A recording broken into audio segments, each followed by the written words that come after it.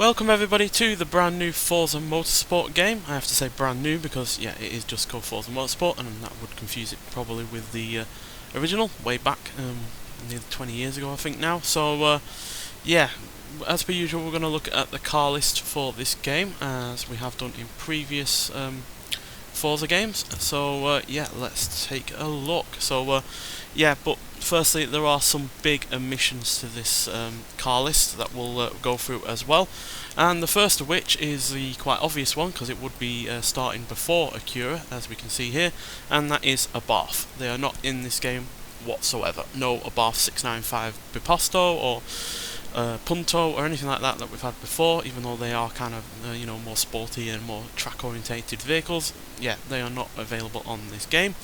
And the only two Acuras we have are the GT3 and the NSX, and then and obviously the Integra.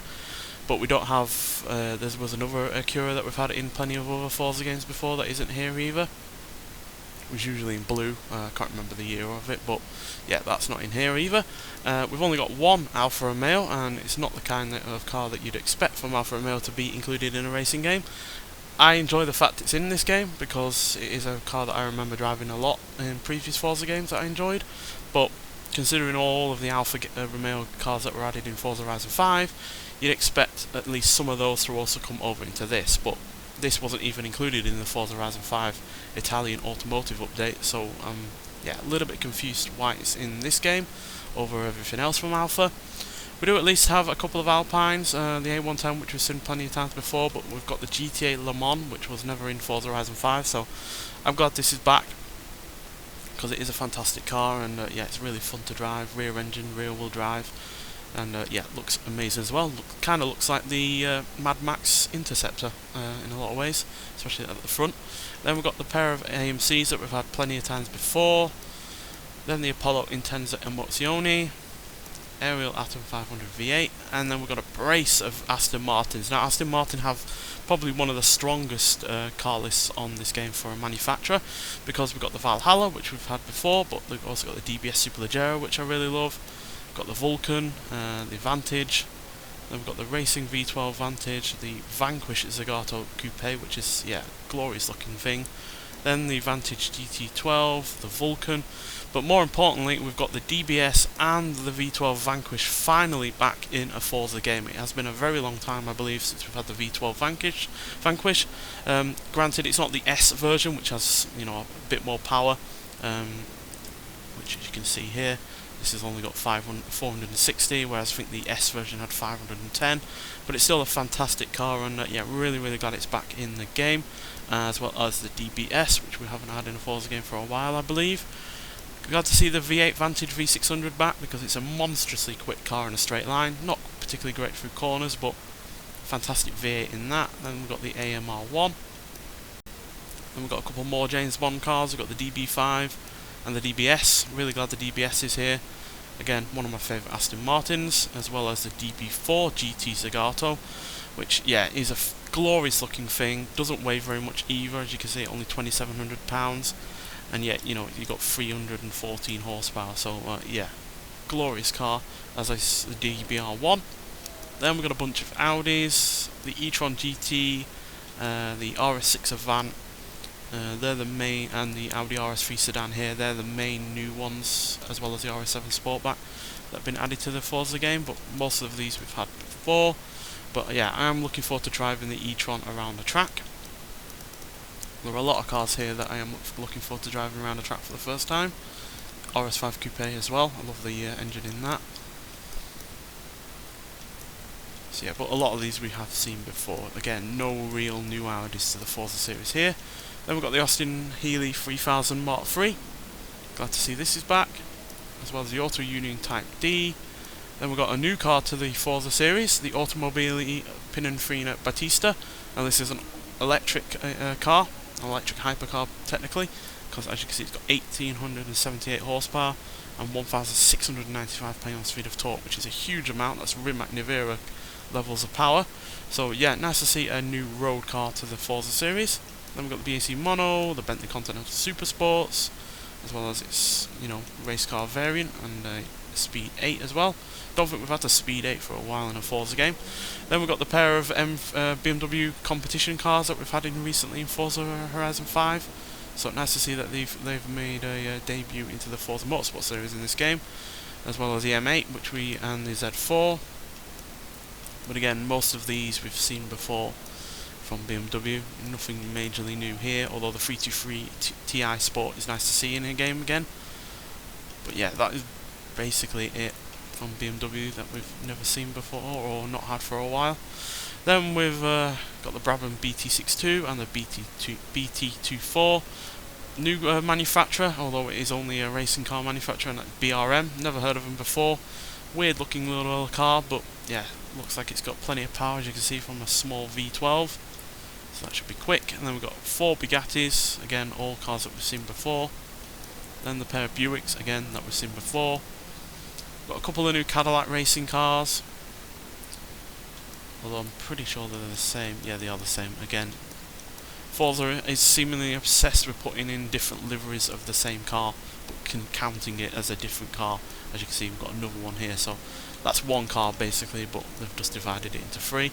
Then we've got the Black Wings that have made a debut in the previous Horizon game, so it's nice to see them in here, as well as the ATS-V.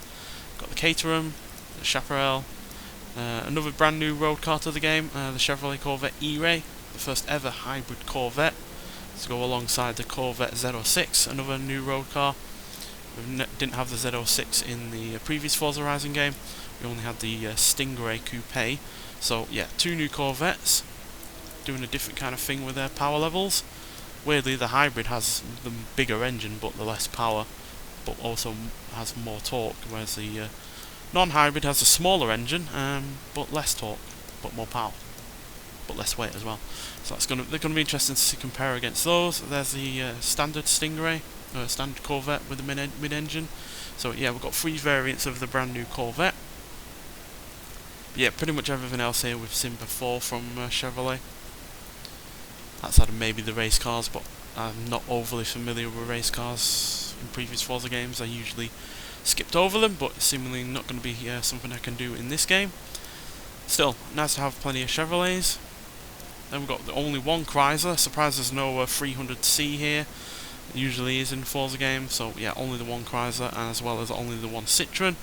Yeah, French cars from typically aren't overly represented in Forza games, and this is the case again, because Citroen, again, only with the one car, despite plenty of their vehicles being history making. Then we've got the pair of Datsun road cars, as well as the Racer. Then we've got the Dodges. Weirdly enough, there is no SRT Challenger. We only have the standard Challenger SRT 8, which is seemingly a really big omission, I feel. Yes, we have the Hellcat for the Charger, but they're kind of different vehicles in some regards, because they are, at least one is a saloon, one's a coupe. So yeah, to not have the Hellcat Challenger is really weird.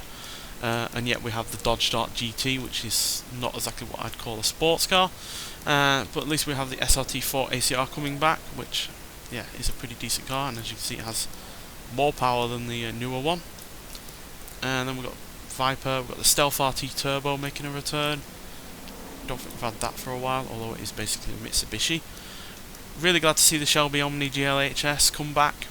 Love this car. It's easily one of my favourite hot hatchbacks from the classic era of hot hatchbacks. Going up alongside the Volkswagen Golf GTI and the like. But this has way more power. As you can see, 175 horsepower and 175 pound-feet of torque.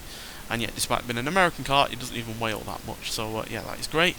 But the rest of the Dodges we've seen before. We've got the Donkavort, we've got the Eagle Talon TSI Turbo. We've not had this for a while in a Forza game, I don't believe. It usually pops up in motorsport games, but we didn't have it in Horizon. Then we've got the Eagle Westlake T1G, Exomotive Exocet. Then we've got a brace of Ferraris with the SF90 Stradale, 488 Pista, I believe, as well as the Roma, the Monza, the F8 Tributo, and the J50, all coming from the Forza Horizon game 5. So yeah, they're all been added from that game, but pretty much every other Ferrari here is what we've seen before. So no new additions from way back in the past. although there probably is a racing car that we've not had before. But one car we do have is the Dino, which I don't know why, but this car keeps coming back, and I have never seen anyone drive one of these online. If I have, I've completely omitted it from my memory because it's such an ugly car and I don't want to see it. So yeah, I don't know why that keeps coming back, but it does, unfortunately. Glad to see the 166 Intersport come back because it is easily one of the oldest Ferraris we've ever had in a Forza game. And yeah, it's nice to have a really old bit of history from Ferrari. And it's not a bad sized engine or horsepower or torque considering its weight, so yeah, really nice to have that. I picked the Mustang GT for the opening of this game over the Subaru and the I think it was the is it a Toyota or something? Can't remember.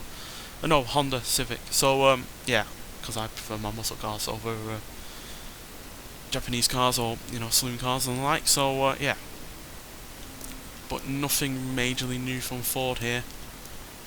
We've pretty much seen everything before. But it is nice to have the Ford Falcon GT back, and we didn't have this in the previous Forza Horizon game.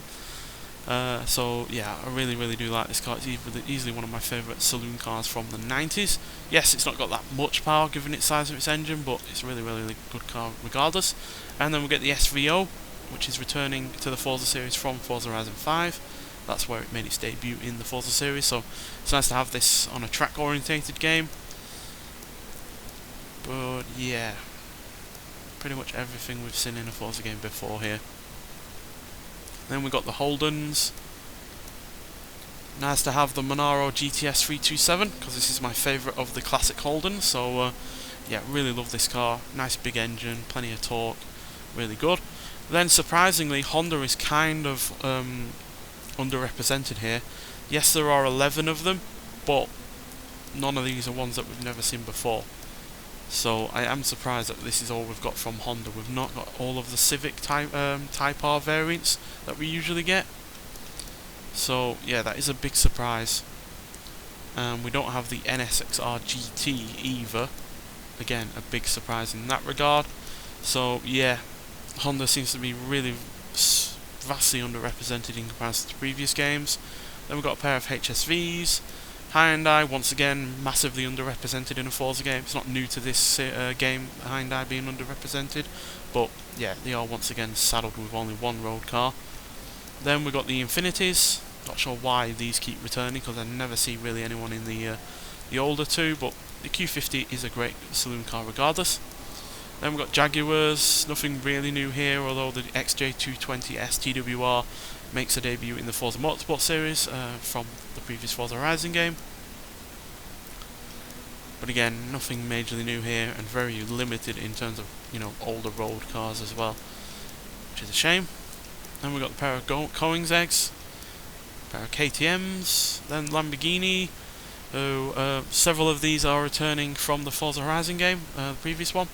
So the Essenza SV12, the Huracan STO, the Cyan, the Huracan Evo, the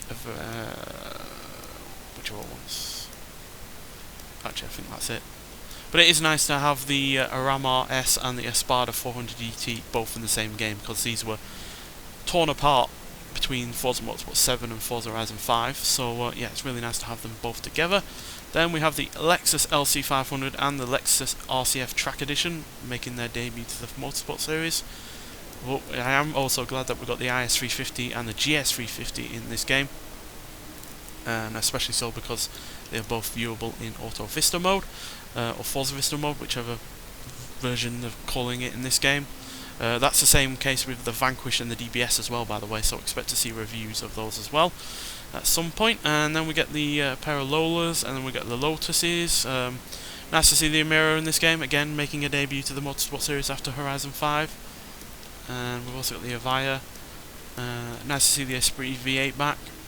Love that car, it's easily one of my favourite Lotus vehicles. Then we've got Lincoln Co making their debut in the Motorsport series with their road car and race car. Then we've got the Maseratis. Nice to see the Ghibli Cup back. Love this car.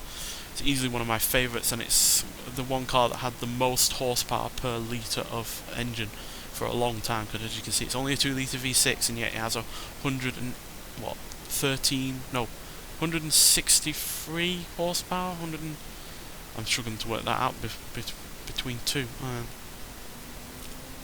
yeah, but whatever it is, it's way more power than you normally get from an engine from that era, especially for such a small engine. And you can see it only weighs 3,009 pounds. So yeah, really good car. Can't wait to race around in that. Then Mazda, also not overly represented. We've got the MX-5s, as you can see, but yeah, we have no MX-5 Mazda Speed, which is a shame. But we do have the MX-5 Miata, at least in convertible mode, which is nice to see. Usually it only has the hardtop, so I'm glad that is in convertible mode, because it is a convertible at the end of the day. Then we've got the Mclarens, which again, nothing majorly new here.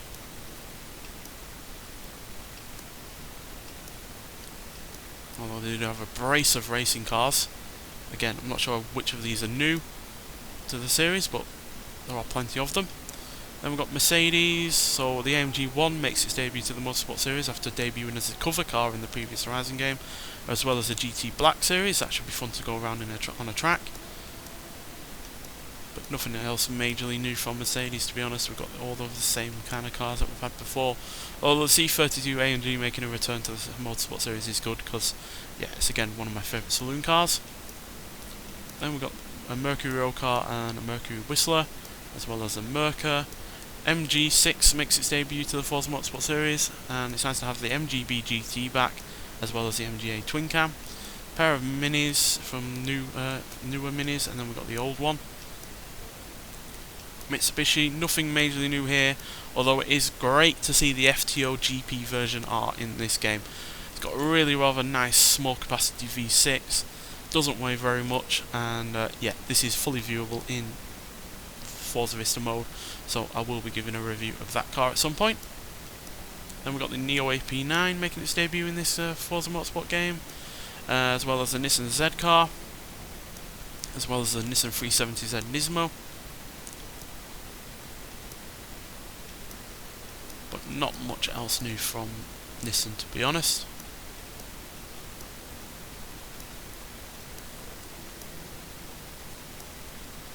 Then we've got Oldsmobile, so we've always had the 442 in most Forza Motorsport games, but I don't think I can remember ever seeing an Oldsmobile racing car, so that is a bit interesting as far as I'm concerned, because like I said, never heard of Oldsmobile having racing cars, so it's nice to see that in here, as well as the Opel Kadett. Now Pagani, woefully underrepresented in this game, just the one, not even a Zonda, no idea why, and yet they can manage to stick in this god-awful 308 GTI. Of all the GTIs to put in a game from Peugeot, why does this keep returning? No one wants it, I certainly don't want it, can't even review it and slate it because it's not fully viewable in Forza Vista mode, so why does it keep coming back, I do not know. But at least we get the Turbo 16, but yeah, loathsome car, that 308, and really don't care for it whatsoever. Then we've got a pair of Plymouths. Nice to see the GTX back, easily one of my favourite classic muscle cars. Then we've got 5 Pontiacs. Nice to see the Trans Am back from '69, but I would have really liked the 1968 Pontiac Firebird, because that's again one of my favourite muscle cars. Porsche Mission R and the Porsche Taycan Turbo S made their debuts in the Forza Motorsport series, as well as the 911 GT3 from 2021, as well as the 911 Speedster. But again, a lot of these have just been transferred over from Forza Horizon or from previous Motorsport games, so again, nothing majorly new, although we do have a lot of Porsches that I enjoy driving. The 928, the 968, the 911 Turbo S Lightbow, as well as the 924 Carrera GTS. So yeah, we do have a really good strong selection of Porsches in here, but again, nothing we've not seen before. Then we've got a Radical, got the Rise of Tachyon Speed. Not much from Renault here. Most of these we've seen in previous Forza Motorsport games, but at least we do have the Renault 8 Gordini making its debut to this series, so to this Forza Motorsport series. So yeah, which was a great little car. Then we've got the pair of Rimacs. Not sure why the Concept 2 needs to be in these games anymore, because the Nevera is at the end of the day the road-going version of that concept car, so I don't see the point. It just seems to be filling in gaps. Then we've got a pair of Celines, the 3 Shelbys that we've always had before, although the Monaco King Cobra wasn't in the previous Forza Horizon game, but it was in previous Forza Motorsport games. Then we've got the Subarus, Sti S209 making its motorsport debut. But nothing else really new. Then we've got the GR Supra making its motorsport debut. Again, nothing majorly new here. And we've only got the one TVR for some reason, despite plenty of times having the Sagaris in previous Forza games, as well as only one Ultima. And we've got the Vauxhalls, again nothing we've not had before. Then we've got the Volkswagens, again nothing majorly new. This Racing Golf GTI, by the way, is the first car in the car pass. It seems to be a car pass that is going to be mainly focused on racing cars, so again, not majorly excited for any of that really. Then we've got the rest of the Volkswagens that we've seen before. We've got only the one Volvo. We've got the Vool, Xpeng P7 making its motorsport debut, as well as the Zenvo TSRS making its motorsport debut. So that is the car list. Now in terms of viewing the details of each car, I do kind of like it, because yes, it's not immediately obvious what the engine is or anything like that, but you only have to press Y to see the details of the stats, which are all there. Then you obviously have the country origin, you have the train layout, as well as the engine position and the PI, as well as the price obviously. But then you also can press Y again, and thankfully this is a game that shows you the engine, not only the cubic capacity of the engine, but it also shows you how many cylinders it's got, the cylinder configuration and the like, which hasn't really been commonplace in previous Forza games. Certainly wasn't in Forza Motorsport, Forza Horizon 5. You'd have to research it to find it yourself. So yeah, it's nice to have all of that in it, and you also have the weight distribution and the power to weight ratio.